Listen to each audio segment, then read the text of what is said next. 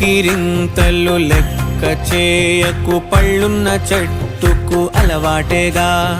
కలత చందకు చందమామకే ఏటేట చవితికి నిందలేగా. ఓటమన్నది గురువు కదరా, ఓర్పుతో నువ్వు గెలవవా.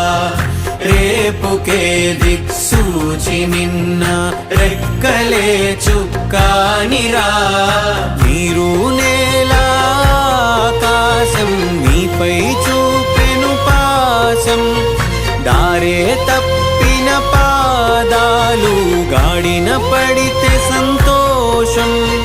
తరతరాల చెమట చుక్కలు లాల పోసెను భూమికే. బాధ్యతగా కొనసాగినాదో నైవేద్యం.